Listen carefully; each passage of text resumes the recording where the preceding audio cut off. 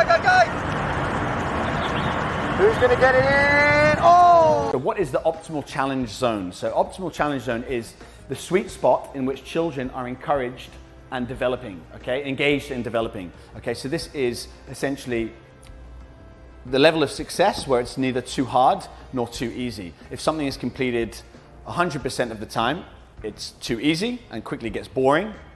If something's completed 20, 30, 40, 50% of the time, it becomes too challenging. So what we tend to do is we want to start down here, where the children could usually complete something between 90 to 100% of the time, and then we tweak the variables that we're going to discuss today just to bring children up into this zone, okay? Now the opposite applies. If you find yourself doing something with your child that's far too difficult, then we can wind ourselves back and use the variables that we're talking about today to bring them back into this zone. Okay, this is really where development and engagement and longevity is. If you do this all the time with your child, they won't want to come and play games with you because it's too easy, and vice versa at the top here.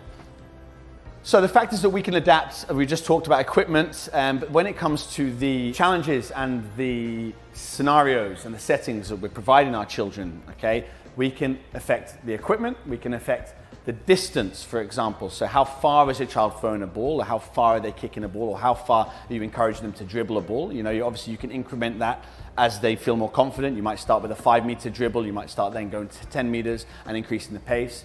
Accuracy is another one as well. So once your child learns how to throw, for example, you might then implement a target for them to throw through, which we'll cover later. Technique as well. So, we usually allow poor technique at the beginning, just to make sure that children can do the task 100% of the time. One other thing we can change here is the technique. Okay, so we can tweak the technique to bring them back into that optimal zone where it's a little bit more challenging.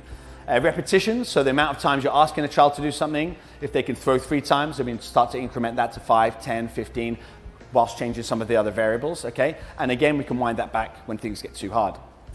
The skills now are the really most important thing, and something we're going to move on to.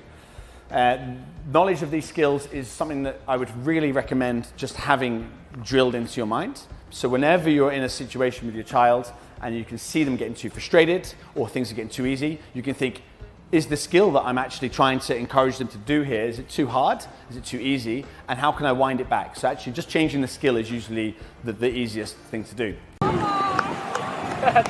Great job.